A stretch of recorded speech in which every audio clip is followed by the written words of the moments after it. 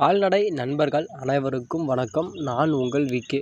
இன்றைக்கி இந்த வீடியோவில் எதை பற்றி நம்ம பார்க்க போகிறோம் அப்புடின்னா, பயனுள்ள ஒரு அப்டேட்டை தான் இன்றைக்கி இந்த வீடியோவில் நம்ம பார்க்க போகிறோம்.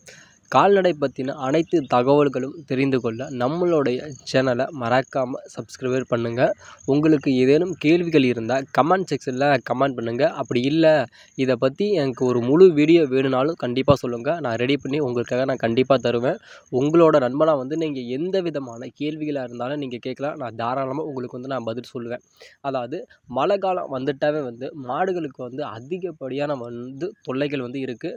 மாடுகளுக்கு இருக்குது அப்படிங்கிறத நமக்கும் அதிகப்படியான தொல்லைகள் இருக்குது. இந்த மழை காலம் வந்துட்டாவே ஏகப்பட்ட பாதிப்புகள் நம்ம எல்லாத்துக்குமே சேர்ந்துரும். அதாவது சில பேர் சொல்லுவாங்க, அதாவது மாடு வளர்க்குறாங்க, இவங்களுக்கு என்ன குறைச்ச நல்லா தான் இருக்காங்கன்னு நினைப்பாங்க. ஆனால் யாருமே சரி, வெளியிலேருந்து பார்க்குறப்ப எல்லாத்துக்குமே எல்லாமே அழகாக இருக்கிற மாதிரி தான் தெரியும். ஆனால் அதை பக்கத்தில் பார்த்தா தான் தெரியும், அதில் எவ்வளோ கஷ்டங்கள் இருக்குது, எவ்வளோ உழைப்புகள் இருக்குது, எவ்வளோ கஷ்ட நஷ்டத்தை நம்ம ஃபேஸ் பண்ணுறோம் அப்படிங்கிறது நமக்கு மட்டுமே தான் தெரியும். வெளியிலேருந்து பார்க்குறவங்களுக்கு எதுவுமே அங்கே தெரியாது. அதாவது நத்திங் டு சே அப்படிங்கிற மாதிரி எதுவுமே அங்கே அவங்களுக்கு தெரியாது.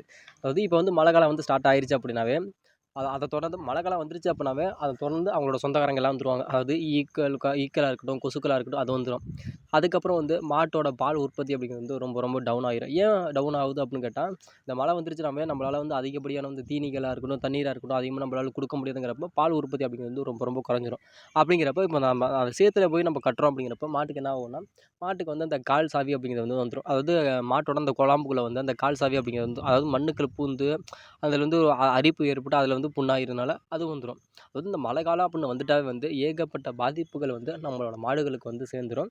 இந்த மாடுகளுக்கு இந்த பாதிப்புகள் எதுவுமே வராமல் நம்மளால் தடுக்க முடியுமான்னு கேட்டால் அது தடுக்க முடியாது. ஆனாலும் அதை ஓரளவு நம்ம கட்டுப்படுத்தலாமே தவிர நம்மளால் வர முடியாமல் தடுக்கவே முடியவே முடியாது. ஆனாலும் இப்போ நமக்கு இந்த ஃபஸ்ட்டு நம்ம என்ன சொல்லலாம் அப்படின்னா, ஈக்கள்லாம் இருக்குல்ல, இந்த ஈக்கள் கொசுக்கள்லாம் எதனால உருவாகுது அப்படின்னா, இந்த சுத்தமே இல்லாத இடத்துல நம்ம ஆடு மாடை கொண்டுட்டு போய் நம்ம கட்டினால தான் அதிலிருந்து பரவுறதான அந்த ஈக்களாக அந்த கொசுக்களாக இருக்கட்டும், அதை நம்ம எப்படி நம்ம தவிர்க்கலாம் அப்படின்னு கேட்டால், ஃபஸ்ட்டு இப்போ மழை பெய்யுது அப்படின்னா, மழை பெய்யறதுக்கு முன்னாடி சுத்தமாக, அதாவது ஃபஸ்ட்டு கட்டுத்தரை நல்லாவும் சுத்தமாகவும் சுகாதாரமாக இருக்கணும். அதாவது 4 பக்கம் கூரைகள் மேய்ஞ்சு மழை தண்ணி உள்ளே வராமல் இருக்குது, ஒரு பர்ஃபெக்டான ஒரு இடத்த நம்ம உருவாக்கி கொடுக்கணும்.